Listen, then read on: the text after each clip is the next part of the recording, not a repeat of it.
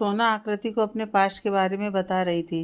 वो अपने अतीत के बारे में बात करते हुए ऐसे खोई थी जैसे उस हर बीते पल को जी रही हो। वो आगे कहती है, पापा मुझे काम नहीं करने देना चाहते थे। मैंने बहुत जिद की, फिर भी वो नहीं माने। फिर मैंने सोचा कि अगर मैं अपनी पढ़ाई पूरी कर लूँ तो शायद मुझे एक अच्छी नौकरी मिल जाएगी। इसलिए मैंने अच्छे से अपना कॉलेज ख़त्म करने का सोचा। एक दिन मैं कॉलेज से वापस आ रही थी। रास्ते में मुझे फ़ोन आया कि माँ पापा का एक्सीडेंट हो गया है, उनकी हालत बहुत ख़राब है। उन्हें किसी ने हॉस्पिटल में एडमिट करा दिया था। जब मैंने सुना तो मेरे तो हाथ पैर ही फूल गए। समझ नहीं आया कि क्या करूं, किसे कहूं, कोई था ही नहीं। फिर जैसे तैसे मैं हॉस्पिटल पहुंची।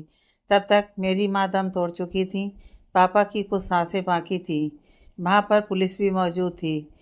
पहले तो मुझे अंदर ही जाने नहीं दिया गया, लेकिन कुछ देर बाद मुझे उनके पास जाने की परमिशन मिल गई। मैं पापा से मिली। वो कुछ बोलने की हालत में नहीं थे, पर वो कुछ कहना चाहते थे। क्या कहना चाहते थे उन्हें पता नहीं। उस वक्त उन्होंने मेरे सिर पर हाथ रखा और उसी समय उन्होंने अपनी आखिरी सांस ली। मैं बहुत देर तक उनके पास बैठी रही। बहुत विनती की उनसे कि अपनी राजकुमारी को छोड़कर ना जाएं। कहाँ भटकेगी उनकी राजकुमारी उनके बिना।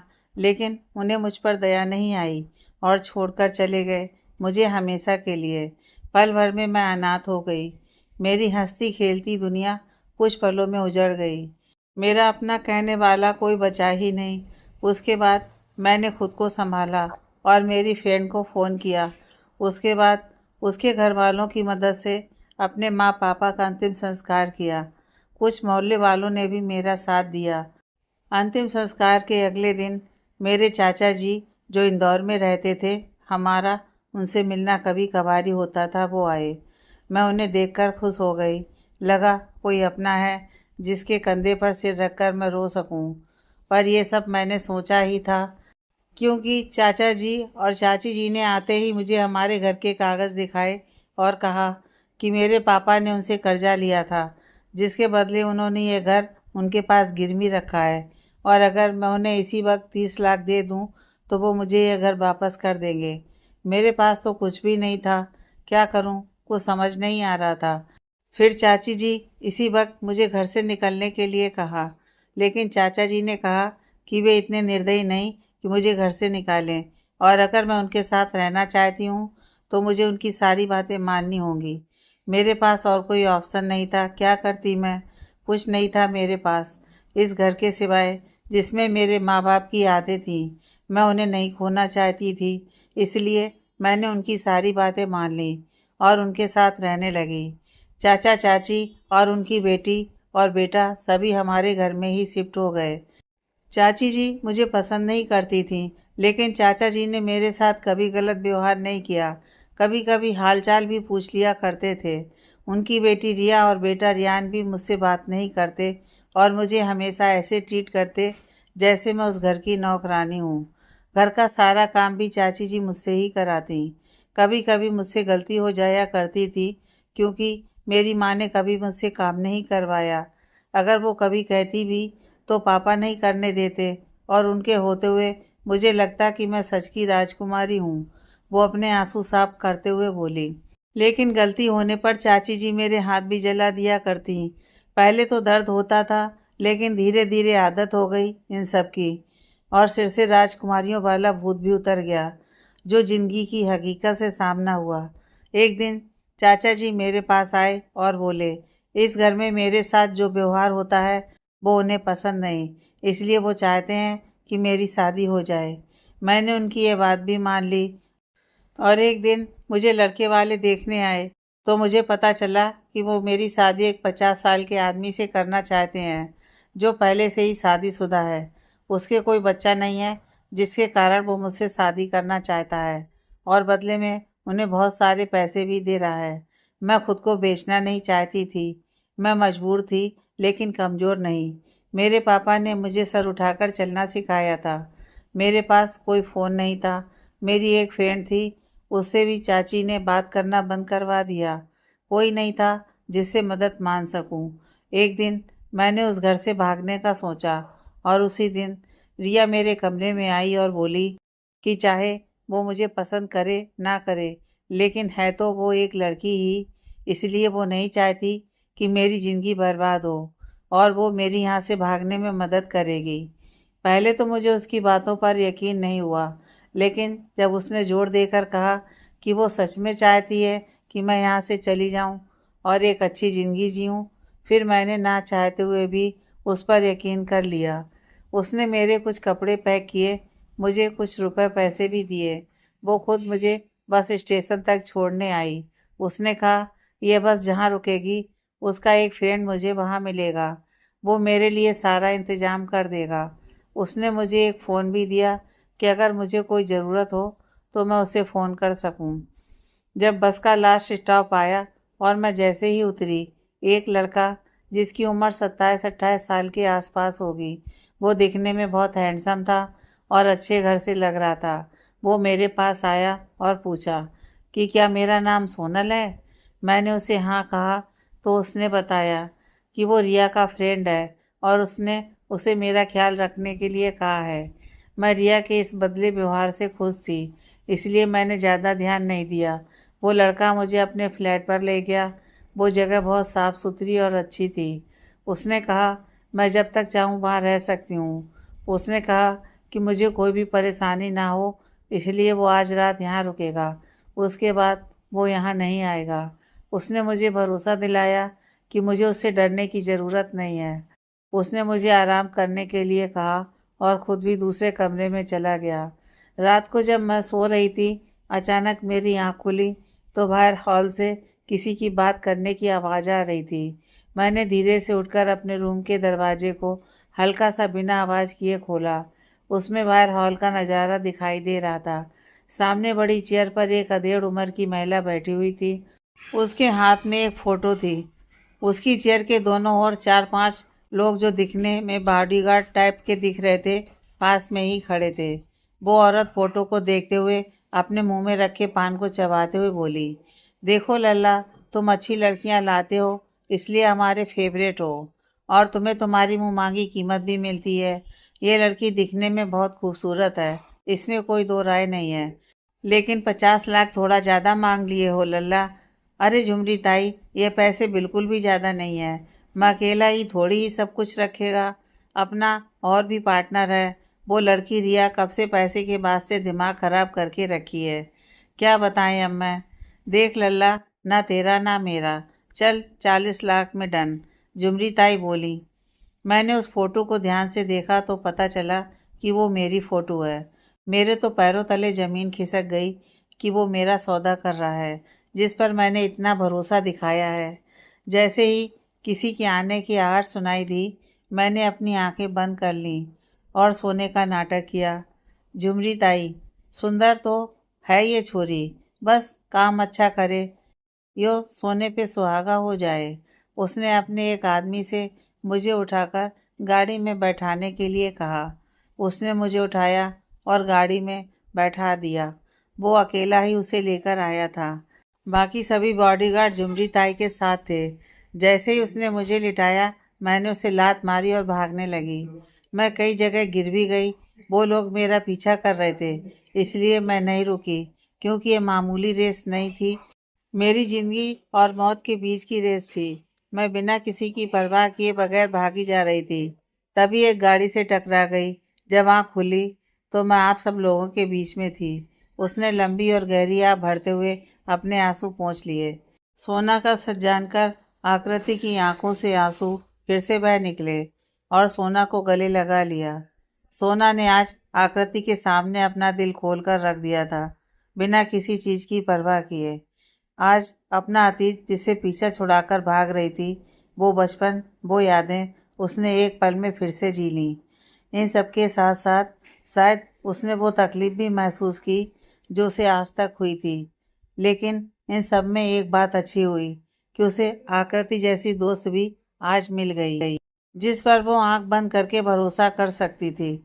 आकृति ने उसे अपने सामने किया और उसके आंसू साफ करते हुए बोली, आज के बाद मैं आपको ना तो रोने दूंगी, ना ही उदास होने दूंगी। आपको खुश रखने की जिम्मेदारी आज से मेरी। इधर आदित्य अपने ऑफिस में गुस्से में बैठा हुआ था। आज जो कुछ भी हुआ उसकी वजह से उसका मूड बहुत ख़राब था। इसी कारण उसने कई एम्प्लॉयज़ को फायर भी कर दिया। आज पूरा दिन ऑफिस में आदित्य अवस्थी का तांडव हुआ। ऑफिस के लोग उसके सामने जाने से भी घबरा रहे थे। वो आज गुस्से से ही ऑफिस से निकला और गाड़ी में पीछे जाकर बैठ गया। काका धीरे धीरे गाड़ी चला रहे थे। काका, जल्दी गाड़ी चलाइए, वैसे भी देर हो रही है, वो बोला। बड़ी मालकिन ने ज़्यादा तेज गाड़ी चलाने को मना किया है, वो आदित्य को आगे वाले मिरर में देखते हुए बोले। आदित्य ने उन्हें घूर कर देखा तो अपनी नजरें हटाते हुए बोले, वो क्या है ना आदि बाबा, आज मन नहीं है गाड़ी चलाने का।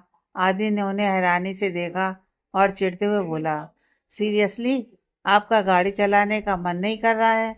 शायद आप भूल गए हैं, मैं आपको याद दिला देता हूँ।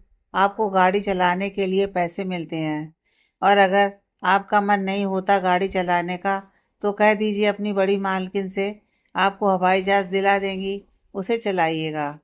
फिर कुछ पल रुककर, अरे अरे, मैं तो भूल ही गया, अगर किसी दिन आप हवा में हुए और बीच ही आपका मन नहीं किया हवाई जहाज चलाने का तो आप मत चलाइएगा।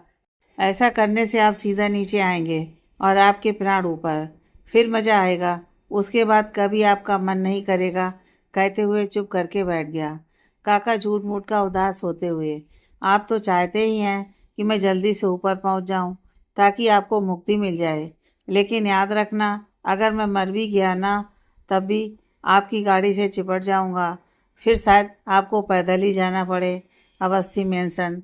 आदित्य ने एक उंगली दिखाते हुए बोला, अगर बात दादी की नहीं होती ना, तो आपको तो मैं एक पल नहीं लगाता रिटायर करने में। खैर, वैसे आपका दिल नहीं करता रिटायर होने का, या फिर बुढ़ापे में भूत चढ़ा है आप पर जासूसी करने का?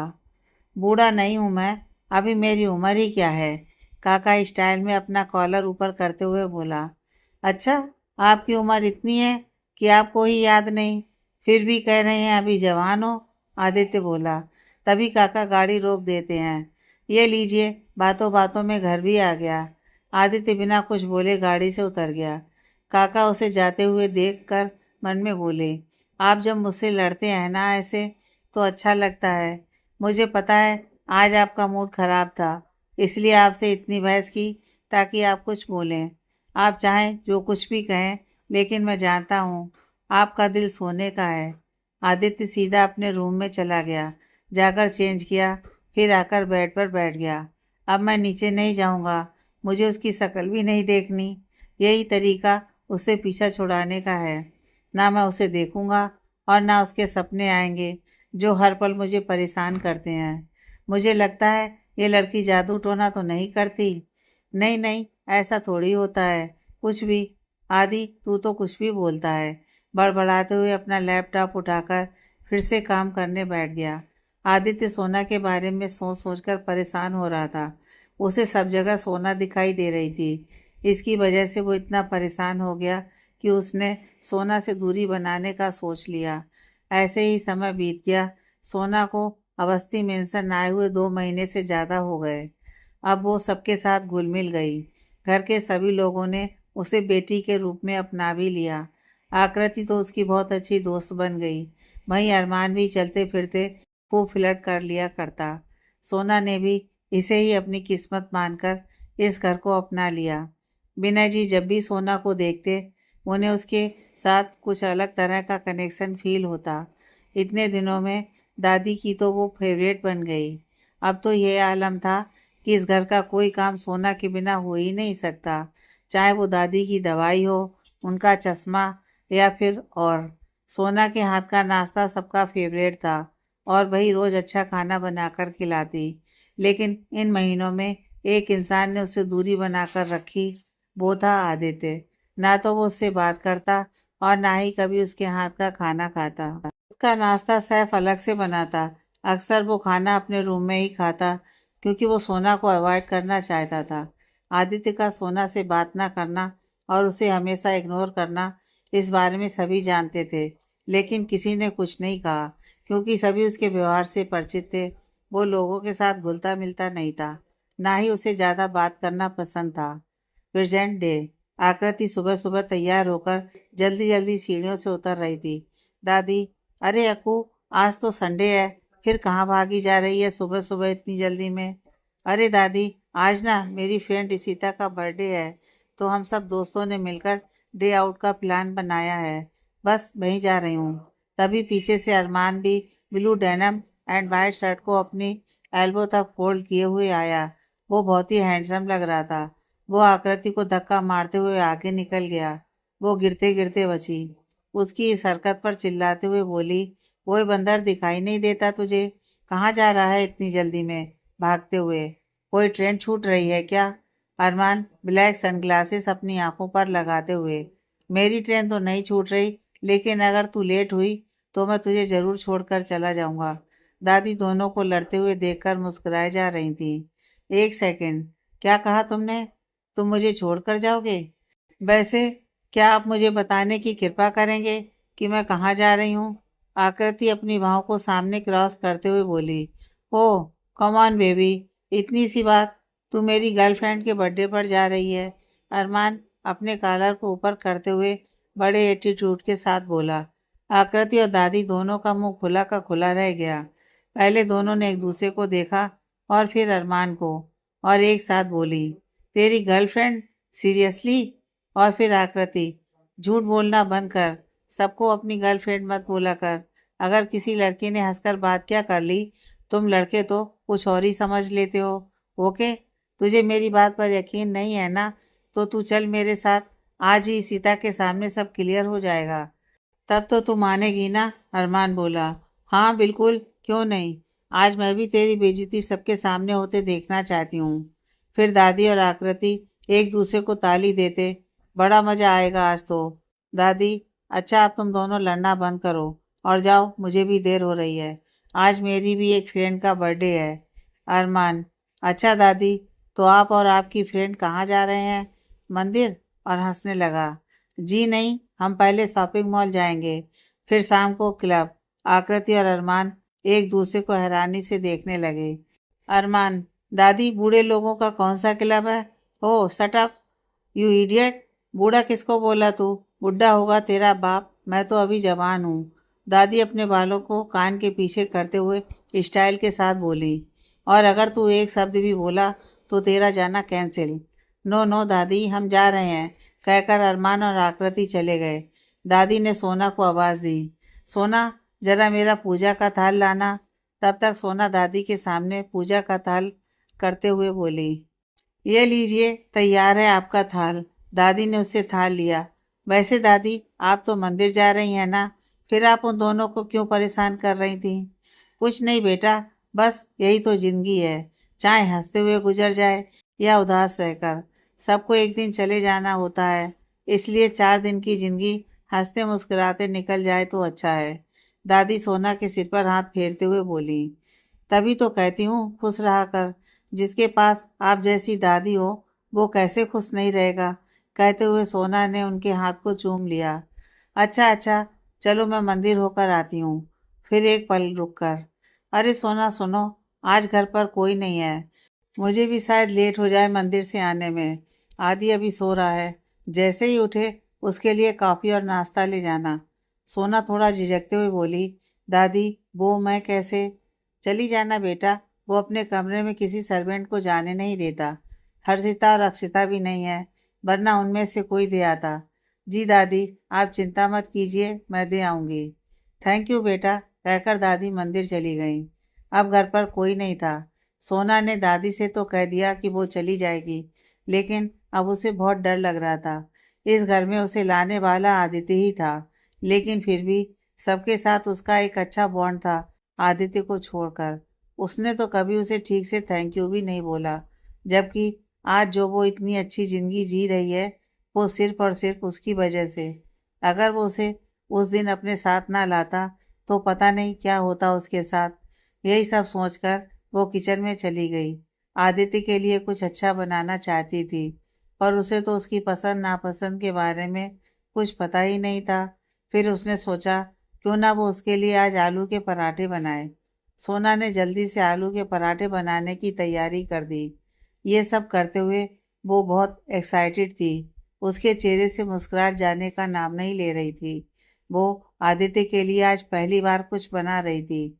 वो सब कुछ अच्छा करना चाहती थी। भले ही दोनों के बीच कभी बातचीत नहीं हुई, लेकिन कुछ तो एहसास था दोनों के दरमियान जो जोड़ रहा था उन्हें।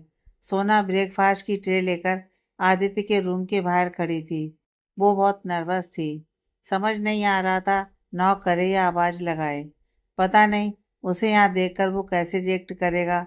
वो बस यही सोच रही थी। फिर उसने अपने सारे ख्यालों को एक तरफ किया और उसके कमरे को नॉक किया, पर कोई आवाज़ नहीं आई अंदर से। उसके 2-3 बार नॉक करने पर भी कोई आवाज़ नहीं आई तो उसने हाथ लगाया तो दरवाज़ा खुल गया। उसने अंदर देखा तो रूम में कोई नहीं था। आदित्य शायद बाथरूम में था। सोना देखकर खुश हो गई। उसने जल्दी से ट्रे टेबल पर रखी और भागकर जाने लगी। तभी वो किसी से टकरा गई। वो गिरने ही वाली थी कि तभी दो मजबूत हाथों ने उसे थाम लिया। उसकी आंखें डर से बंद हो गईं। उसने आंखें खोली तो उसके सामने एक बेहद खूबसूरत चेहरा आया, जो कि आदित्य का था। उसके बाल गीले थे, उनमें से पानी टपक रहा था। मस्कुलर फिट बॉडी, उसने केवल एक वाइट कलर का टॉवल बांध रखा था। सोना तो उसकी काली गहरी आंखों में खो गई। आज पहली बार उसने आदित्य को इतने करीब से देखा था और आदित्य का भी यही हाल था। दोनों आज पहली बार इतने करीब थे। दोनों की धड़कनें बुलेट ट्रेन की रफ्तार से चल रही थीं। दोनों इस कदर एक दूसरे में खोए हुए थे जैसे और कुछ दुनिया में उनके लिए मायने ही नहीं रखता हो। सोना के लिए यह पहली बार था, लेकिन आदित्य अक्सर अपने सपने में ऐसे ही पल जी लिया करता था। लेकिन उसके लिए भी आज एहसास नया था। अचानक आदित्य के फोन की रिंग बजी, जिससे दोनों का ध्यान टूटा। आदित्य ने उसे छोड़ दिया। दोनों एक दूसरे से नजरें चुराते हुए इधर उधर देखने लगे। आदित्य ने उसे देखा और बोला, आप यहाँ क्या कर रही हैं? बाकी सब कहाँ हैं? अरमान और आकृति किसी पार्टी में गए हैं। दादी मंदिर और दोनों अंकल आंटी तो शादी में गए हैं। उनका तो आपको पता ही है। सोना ने बिना उसकी तरफ देखे कहा। वो अपने दुपट्टे को उंगलियों से लगातार घुमाए जा रही थी। आदित्य उसको ऐसे देखकर उसकी घबराहट समझ गया। उसके चेहरे पर हल्की मुस्कुराहट बिखर गई। इतना कहकर सोना जाने लगी तो आदित्य ने पीछे से उसका हाथ पकड़ लिया। अब सोना की पीठ उसकी तरफ थी। उसकी धड़कनें बहुत तेज थीं। ऐसे ही आदित्य बोला, सुनो, तुम्हें नीचे कोई काम है क्या? सोना ने उसकी तरफ मुड़कर देखा और नामे अपना सिर हिला दिया और अपनी नजरें झुका लीं। आदित्य ने उसका हाथ अभी भी पकड़ा हुआ था। आदित्य ने टेबल पर रखे खाने की तरफ देखा। ये सब तुमने बनाया है? सोना ने मासूमियत से हाँ में सिर हिला दिया। वो थोड़ा सा मुस्कुराया। अच्छा, क्या तुम बोल नहीं सकती? सोना ने फिर से अपना सिर हाँ में हिला दिया। उसे ऐसे करते देख उसकी मुस्कुराहट और चौड़ी हो गई। वो आगे बोला, क्या तुम्हें पता है मैं ये सब नहीं खाता? उसके मुंह से ऐसा सुनकर वो थोड़ी उदास हो गई और अपनी निगाहें नीची करते हुए बोली, हमें पता ही नहीं था आपको क्या पसंद है, इसलिए जो हमें पसंद है वही बना दिया। आप बता दीजिए आपको क्या पसंद है खाने में? आदित्य ने एक हाथ उसकी कमर में डालकर उसे खुद से सटा लिया और जो हाथ उसने पहले से पकड़ा था उसे उठाकर अपने खाली कंधे पर रख दिया। उसने उसी हाथ से सोना के सर को पीछे से पकड़कर अपने और भी करीब कर उसके होठों पर अपने होठ रख दिए। उसकी आंखें सुकून से बंद हो गईं, जैसे प्यासे को समंदर मिल गया हो। वही सोना तो बस बुद्ध बनी आंखें बड़ी बड़ी करके हैरानी से देख रही थी। यह सब इतना जल्दी हुआ, उसे कुछ भी समझ ही नहीं आया। आदित्य उसको इतनी शिद्दत से चूम रहा था कि कुछ पलों के बाद वो भी उन एहसासों में बह गई। उसने भी अपनी आंखें बंद कर लीं। उसकी पकड़ उसके कंधों पर और गहरी हो गई। जब आदित्य को रियलाइज हुआ कि वो भी उसका साथ दे रही थी, तो उसने सोना को खुद के और करीब किया। उसकी किस भी और ज्यादा पैशनेट हो गई। वो तो उसे छोड़ने का नाम ही नहीं ले रहा था। थोड़ी देर बाद जब सोना को सांस लेने में दिक्कत होने लगी तो उसने उसे छोड़ दिया, पर खुद से अलग नहीं किया। दोनों अभी भी ऐसे ही खड़े थे। उसने सोना की आंखों में बारी बारी देखा और शरारती मुस्कान के साथ बोला, मुझे ये पसंद है खाने में, और फिर उसके होठों को फिर से हल्का सा चूम लिया। आदित्य सोना को अभी भी अपनी बाहों में लिए खड़ा था। और उसकी नज़रें शिद्दत से सोना को घूरे जा रही थी। वहीं सोना उसकी नज़रों की तपिश सही नहीं पा रही थी। वो उसकी पकड़ से छूटने को कसमसा रही थी, पर वो दीवानों वाली हरकतें कर रहा था। जब भी इस लड़की को वो देखता है, पता नहीं क्या हो जाता है उसे। उसे खुद नहीं पता, वो अपने बस में ही नहीं रहता। ऐसा नहीं है वो खुद ये सब चाहता है, वो तो दूर ही रहना चाहता है, पर यह लड़की उस पर इस कदर हावी है कि उसकी तो एक नहीं चलती उसके दिल पर। आखिरकार हार मानकर सोना ने छूटने की कोशिश बंद कर दी और वैसे ही नज़रें झुकाकर खड़ी हो गई। प्लीज हमें छोड़ दीजिए सर, कोई आ गया तो गलत समझेगा, किसी ने हमें यहाँ देख लिया तो क्या जवाब देंगे हम। फिर अपनी पलकें उठाकर, उसकी आंखों में इस समय नमी थी, बड़ी मासूमियत के साथ बोली, जाने दीजिए ना हमें प्लीज। आदित्य पिघल गया उसकी मासूमियत से। उसकी आंखों की नमी चुभ गई उसके दिल को। उसने झटके से सोना को छोड़ दिया और खुद का चेहरा दूसरी तरफ मोड़ा और शीशे के सामने जाकर खड़ा हो गया और अपने गीले बालों में अपनी उंगलियां फेर कर उन्हें संभालने लगा। सोना अभी भी वैसे ही खड़ी थी। वो बाल बनाते हुए सोना को आईने में देखे जा रहा था। वो हिल भी नहीं रही थी, जैसे जम गई हो। इस कदर उसे खोया देख शीशे में उसे देखते हुए ही, मेरी भाव से तो आज़ाद करवा देंगे तुम्हारे ये आंसू, लेकिन तुम्हें मेरे एहसासों से कौन आज़ाद कराएगा मेरी सोना। उसकी बातें सुनकर सोना अपने सेंस में वापस आई। आदित्य अभी भी शर्टलेस खड़ा था। उसे देखकर वो जल्दी से पीछे मुड़कर जाने को हुई। रुको, मेरी कॉफ़ी ठंडी हो गई है, तुम्हारी वजह से तो तुम ही उसे गर्म करके लाओगी, वो शर्ट पहनते हुए बोला। सोना हैरानी से उसे देखने लगी, जैसे पूछना चाह रही हो उसकी वजह से कॉफ़ी ठंडी हो गई। क्या उसने बोला था उसे पकड़कर किस करने को? वो तो अच्छी भली जा रही थी खाना रखकर वापस। वो तो बस इसकी वजह से। ऐसे क्या देख रही हो, जल्दी करो, भूख लग रही है मुझे। तुम्हारी वजह से पहले ही मेरा ब्रेकफास्ट लेट हो गया। अब जाओ जल्दी, देख क्या रही हो। जब वो अपनी सख्त आवाज़ में बोला तो सोना तुरंत उसका कॉफ़ी लेके 9 2 11 हो गई। उसके जाते ही वो हंसने लगा और हंसते हंसते ही आकर बेड पर अपने हाथों को फोल्ड करके उस पर अपना सर रखकर लेट गया और ऊपर रूम की सीलिंग को देखते हुए मन में, क्या हो तुम, क्या कर रही हो मेरे साथ, क्या बना रही हो मुझे।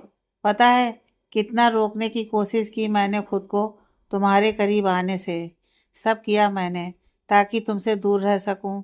लगा शायद तुमसे दूर रहूंगा तो एहसास पीछा छोड़ देंगे मेरा, लेकिन नहीं, नहीं छोड़ रहे हैं यार। क्या करूं मैं, बहुत दिनों से इग्नोर कर रहा हूं तुम्हें। आज जब तुम पास आई ना, दिल नहीं किया तुम्हें खुद से दूर करने का। तभी दरवाजे पर नॉक हुआ। सोना काफ़ी लिए हुए खड़ी थी। वो बेड से उठकर सोफे पर आते हुए बोला, आ जाओ। सोना ने उसके टेबल पर कॉफ़ी रखकर जाने लगी। सुनो, कहाँ जा रही हो, अभी तो मैंने खाना स्टार्ट भी नहीं किया है।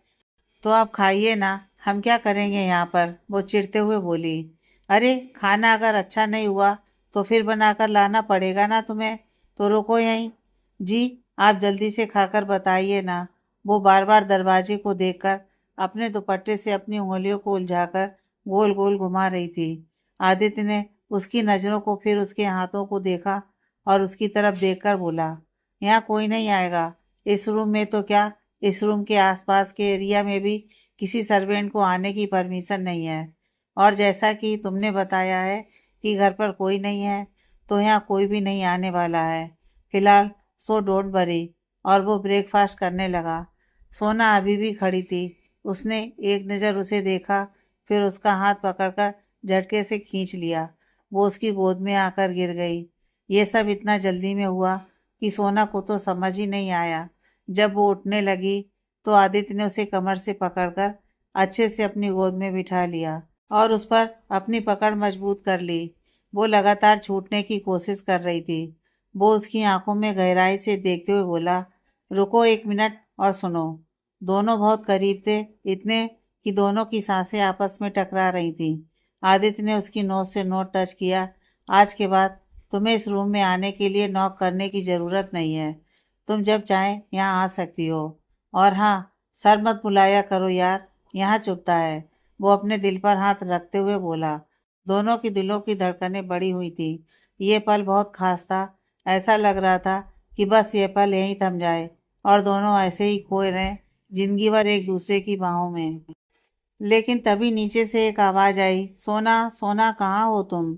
सोना और आदित्य जो इस समय एक दूसरे में डूबे हुए थे, अचानक आवाज से अपने होश में आए। सोना झटके से खुद को उसकी पकड़ से छुड़ाकर अपने सूट और दुपट्टे को सही करते हुए खड़ी हो गई। अपनी डरी सहमी और मीठी सी आवाज में बोली, वो आप खाना खा लीजिए, हम बाद में प्लेट ले जाएंगे। दादी जी वापस आ गई हैं, हमें बुला रही हैं। कहते हुए आदित्य की बात सुने बिना ही कमरे से तेजी से बाहर निकल गई। आदित्य हल्का सा मुस्कुराते हुए, झल्ली है एकदम, कितना डरती है, पागल लड़की। फिर खाना खाने लगा। आज खाना बहुत अच्छा बना है। अक्सर वो ये सब ऑयली फूड बिल्कुल भी नहीं खाता था, लेकिन आज उंगलियां चाट रहा था। अच्छा, मैडम खाना भी बहुत टेस्टी बनाती हैं, लगता है बहुत अच्छी कुक हैं। और फिर खुद को डांटते हुए, और मैं बहुत बड़ा उल्लू का पट्टा जो इतने दिन से उसके हाथ का खाना मिस कर रहा हूँ, बस अपनी स्टूपिड सी जिद की वजह से। लेकिन अब और नहीं। इधर सोना जल्दी जल्दी सीढ़ियों से उतर रही थी। वहीं दादी हॉल में सोफे पर बैठी हुई थी। वो सोना को देखकर हैरानी से बोली, अरे बेटा तू ऊपर क्या कर रही थी, मैं तुझे कब से आवाज लगा रही हूँ, सुना क्यों नहीं। सोना सहमते हुए अपने दुपट्टे को अपनी उंगली में उलझाते हुए बोली, वो दादी जी, आपने बोला था ना आदित्य सर को खाना देने के लिए, तो बस हम वही देने गए थे। ओह अच्छा अच्छा, मैं तो भूल गई थी। अरे क्या करूं, ये लड़का रहता ही कब है घर, जो इसके घर में रहने का याद रहेगा। सारा दिन तो ऑफिस में रहता है, संडे की छुट्टी भी कभी कभी ही लेता है। कहते हुए थोड़ा रुककर, अरे एक मिनट, तूने जो बनाया वो खा लिया उस निकम्मे ने। दादी सोना से पूछते हुए, सोना जी अभी खा रहे हैं। दादी आ भरते हुए, ओह थैंक गॉड, वरना मैंने तुझे कह तो दिया था कि उस निकम्मे को खाना दे देना। पर मैं रास्ते में सोच रही थी कि पता नहीं वो तुझे कमरे में आने भी देगा या नहीं, कहीं तुझ पर गुस्सा ना करे। पता नहीं रहता इस लड़के का कुछ भी। जब दादी ने बोला कि आदित्य उसे कमरे में आने भी देगा या नहीं, तभी सोना को थोड़ी देर पहले की बात याद आ गई, जब आदित्य और वो बहुत करीब थे। जब आदित्य ने कहा कि उसे उसके रूम में आने के लिए परमिशन की ज़रूरत नहीं है, वो कभी भी आ सकती है। यही सब सोचकर उसके चेहरे पर मुस्कुराहट आ गई। दादी उसे खोया हुआ देखकर बोली, क्या हुआ बेटा, कहीं आदि ने सच में तुम पर गुस्सा तो नहीं किया ना। अगर ऐसा है तो तुम मुझे बता सकती हो। सोना दादी के घुटनों के पास जमीन पर बैठकर दादी के हाथों को अपने हाथ में लेते हुए बोली, नहीं दादी, उन्होंने हमसे कुछ नहीं कहा, हम सच कह रहे हैं। और हाँ, हमें कभी भी कोई भी परेशानी हुई तो सबसे पहले आपके पास ही आएंगे। उसकी बात सुनकर दादी के चेहरे पर मुस्कुराहट आ गई। वो उसके सिर पर हाथ फेरते हुए बोली, भगवान करे तुझे कोई परेशानी छू भी ना पाए, हमेशा हंसती रहे। दादी और सोना ने थोड़ी देर बातें की। सोना, दादी जी थोड़ा आराम कर लीजिए, आप थक गई होंगी ना। और वैसे भी इस उम्र में आपके लिए ज़्यादा भागदौड़ अच्छी नहीं है, इसलिए आप जाकर आराम करिए। हम किचन में जाकर लंच की तैयारी कर लेते हैं। दादी मुंह फुलाकर बोली, तुम लोगों की प्रॉब्लम क्या है, क्या इस उम्र में लगे रहते हो। अभी मेरी उम्र ही क्या है, तुझसे बस 2 साल बड़ी ही दिखती हूँ। और मेरी बारबी डॉल, आप तो मुझसे भी यंग हैं। वो उनके गाल खींचते हुए बोली, मैं तो बस ये कह रही हूँ कि अगर आप ठीक से रिलैक्स नहीं करेंगी तो आपके चेहरे का ग्लो चला जाएगा। यस यू आर राइट, दादी ने बड़े ही स्टाइल से कहा और अपने बालों में हाथ फेरा। ओके, तो मैं आराम कर लेती हूँ, वैसे भी थक गई हूँ। और अपने रूम की तरफ चली गईं। सोना अभी मुस्कुराते हुए उन्हें देख रही थी, तभी उसकी नज़र सामने सीढ़ियों से आते हुए आदित्य पर पड़ी। उसके हाथ में प्लेट थी। वो नीचे उतरकर सोना को गुस्से में घूरते हुए किचन की तरफ चला गया। सोना उसे हैरानी से देख रही थी। इन्हें क्या हुआ, ऐसे ज्वालामुखी क्यों बने हुए घूम रहे हैं। सोना उसके पीछे पीछे किचन में आ गई। आदित्य ने प्लेट को झटके से सींग में डाल दिया और पीछे मुड़कर गुस्से से सोना को देखा, जो उसके पीछे ही खड़ी होकर उसे देख रही थी। उसने सोना का हाथ पकड़ा और उसे खींचकर किचन की स्लैब से लगा दिया। खुद उसके नजदीक आकर गुस्से से बोला, तुमने बोला था प्लेट लेने आओगी, आई क्यों नहीं। तुम्हें पता है कब से खाना खा चुका हूँ, तुम यहाँ बैठकर गप्पे मार रही हो बिना यह सोचे कोई वहाँ तुम्हारा पागलों की तरह वेट कर रहा है। सोना उसे हैरानी से देख रही थी। ये इंसान कैसे उस पर अपनी मर्जी चला रहा था और उसे ऐसा बुरा नहीं लग रहा, क्यों? आदित्य ने सोना को पकड़कर किचन की स्लैब से सटा दिया और गुस्से में उसे घूरे जा रहा था। तुम्हारी प्रॉब्लम क्या है? जब तुमने बोला था कि आओगी तो आई क्यों नहीं? अब बोलो, चुप क्यों खड़ी हो? क्या ये हैं तुम्हारे मैनर्स कि किसी से प्रॉमिस करके भूल जाओ? बोलो अब। सोना हैरानी से उसे देखते हुए, हमने आपसे प्रॉमिस कब किया था कि हम आएंगे? हमने तो बस ये कहा था कि हम प्लेट्स लेने आ जाएंगे। वो अपनी आखिरी लाइन एक एक शब्द पर जोर देते हुए बोली। फिर उसने आदित्य को खुद से दूर कर दिया। आप प्लीज हमसे दूर रहिए, कोई देख लेगा तो क्या सोचेगा? आदित्य को उसका दूर करना पसंद नहीं आया। उसने गुस्से में उसे घूरा और एक हाथ उसकी कमर में डालकर उसे खुद से बिल्कुल सटा लिया। फिर दूसरे हाथ की उंगलियों से उसके बालों को कान के पीछे किया और सोना की आंखों में आंखें डालते हुए बोला, किसी के देखने से मुझे कोई फर्क नहीं पड़ता। कौन क्या सोचता है उससे मुझे कोई लेना देना नहीं है। जो लोगों की परवाह करें वो आदित्य अवस्थी नहीं। और हाँ, एक बात तुम कान खोलकर सुन लो। आज के बाद तुम जब भी मुझे कुछ भी, चाहे वो कितनी भी छोटी क्यों ना हो, बोलोगी तो उसका ध्यान रखोगी। आदित्य, जो कि अभी तक गुस्से से ये सब बोल रहा था, सोना की करीबी से शांत होने लगा और प्यार से उसके एक गाल को अपने हाथ के अंगूठे से सहलाते हुए बोला, तुमसे जुड़ी हर एक बात मेरे लिए मायने रखती है। चाहे वो कितनी भी छोटी हो, कितनी भी स्टूपिड हो, लेकिन वो मेरे लिए खास है क्योंकि वो तुमसे जुड़ी है। ये सब क्यों है, कैसे है, कब से है, इस सब का जवाब नहीं है मेरे पास। बस इतना पता है कि है। सोना बस बार बार पलकें झपकाकर उसे देखे जा रही थी। उसे चुपचाप देखकर वो फिर से धीमी और प्यार भरी आवाज में बोला, हमेशा चुप क्यों रहती हो? कभी तो कुछ बोला करो। तुम्हें सुनना चाहता हूँ यार। और उसके माथे से माथा जोड़कर खड़ा हो गया। उसकी आंखें सुकून पाकर बंद हो गईं। ऐसा कोई जिसे हम हमेशा अपने पास देखना चाहते हैं, उसकी करीबी अक्सर सुकून दे देती है। यही हाल इस समय आदित्य का था। लेकिन सोना ने उसे धक्का देकर खुद से दूर कर दिया, जिससे वो कुछ कदम पीछे हट गया और उसे अपनी एक उंगली दिखाते हुए चिल्लाकर बोली, कितनी बार कहा है आपसे, दूर रहिए हमसे। क्यों बार बार आते हैं हमारे करीब जब हम नहीं चाहते आपके पास आना? आदित्य उसके ऐसे व्यवहार को देखकर हैरानी से उसे देखने लगा, जैसे जो सोना ने अभी किया उस पर यकीन करना चाहता हो। सोना की आंखों से आंसू बह रहे थे। वो अपने दोनों हाथों से अपने आंसू पोंछते हुए बोली, हमें सब समझ आ रहा है आप ऐसा क्यों कर रहे हैं। आप ये सब इसलिए कर रहे हैं ना क्योंकि आपने हमें बचाया था और इस घर में रहने को जगह दी, हम पर एहसान किया। आप उसका बदला चाहते हैं हमसे। वो उसके पास आकर उसकी शर्ट के कॉलर को पकड़कर बोली, क्या चाहिए बदले में हमसे, बोलिए। कितनी रातें बिताना चाहते हैं आप हमारे साथ, या फिर हमें अपनी रखेल? उसने अपनी बात पूरी भी की नहीं कि एक जोरदार थप्पड़ उसके चेहरे पर लगा।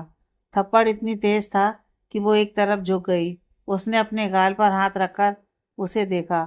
आदित्य ने उसके दोनों कंधों को कसकर पकड़ा और अपने जबड़े भींचते हुए बोला, तुम्हारी हिम्मत भी कैसे हुई ऐसा सोचने की?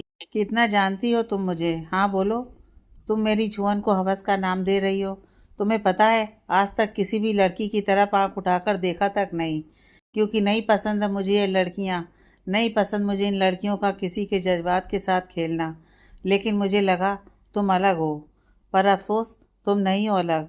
तुम भी बाकी लड़कियों की तरह हो, दूसरों के जज्बातों के साथ खेलने वाली। सोना की बातों से उसे बहुत तकलीफ हो रही थी। पहली बार किसी लड़की के साथ उसके दिल में चाहत पनपने लगी थी और वो उसे कुछ और ही नाम दे रही थी। सोना नम आंखों से चुपचाप देखे जा रही थी। आदित्य की आंखों में इस वक्त आंसू थे। इस पल में वो खुद को कितना छोटा और हेल्पलेस फील कर रहा था, यह सिर्फ वो ही समझ सकता था। जिस लड़की को वो अपना सब कुछ मानने को तैयार था, उसने एक पल में उसे आसमान से नीचे ज़मीन पर लाकर पटक दिया। उसने सोना को झटके से छोड़ दिया। उसने अपनी आंखें साफ की और अपने चेहरे को सख्त करके बोला, आज के बाद तुम्हें छूना तो दूर, तुम्हारी तरफ आंख उठाकर भी नहीं देखूंगा। ये वादा है आदित्य अवस्थी का तुमसे। आज के बाद तुम्हारा और मेरा कोई वास्ता नहीं। एंड या congratulation, you are the first one who broke in my heart. वो आंखों में आंसू लिए मुस्कुराकर बोला और बिना पीछे मुड़े तेजी से बाहर निकल गया। वहीं सोना उसी जगह ज़मीन पर बैठ गई और अपने सिर को अपने घुटनों से लगाकर रोने लगी। आदित्य ने अपने कमरे में जाकर दरवाज़ा बंद किया और वहीं दरवाजे से पीठ लगाकर ज़मीन पर ही बैठ गया। उसके हाथ पैरों में जैसे जान ही नहीं बची थी। उसने अपने सर को थोड़ा पीछे करके दरवाजे से ही लगा दिया और अपनी आंखें बंद कर लीं।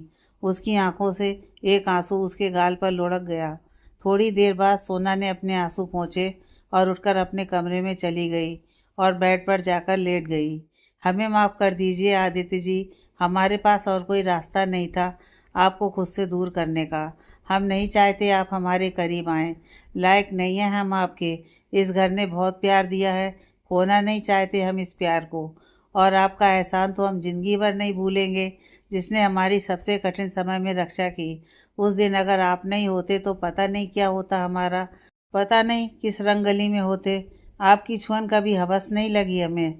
आपकी छुअन तो एक पल में ज़िंदगी भर का सुकून है, लेकिन आप हमारे साथ कभी खुश नहीं रह पाएंगे। हम किसी को खुशी नहीं दे सकते, सिर्फ तकलीफ़ दे सकते हैं।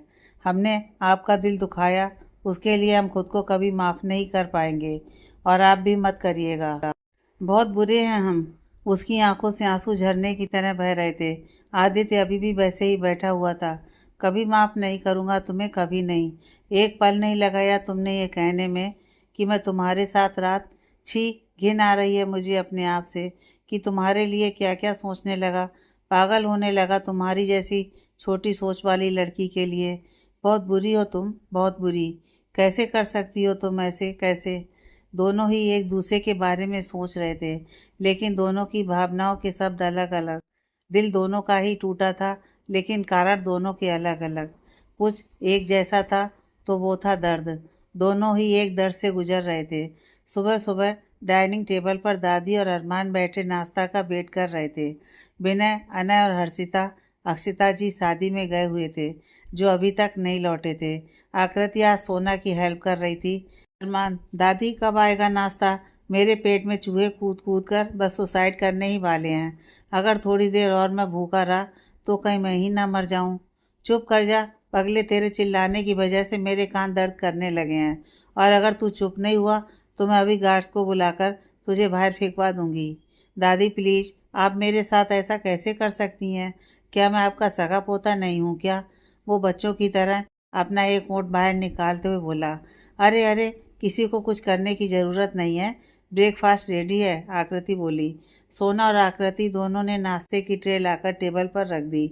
सोना मुस्कुराते हुए, अरे अरमान जी, आप बिल्कुल भी परेशान मत होइए, क्योंकि आज हमने आपके लिए स्पेशली गाजर का हलवा भी बनाया है, इसीलिए अपना खाना एंजॉय कीजिए। अरमान, वाओ मेरी गोल्डन गर्ल, मेरे सपनों की रानी, आप ही तो हैं जो हमेशा मेरा ख्याल रखती हैं। बाकी है ही कौन इस घर में जिसको मेरी परवाह है? वो मुँह बिचकाते हुए बोला।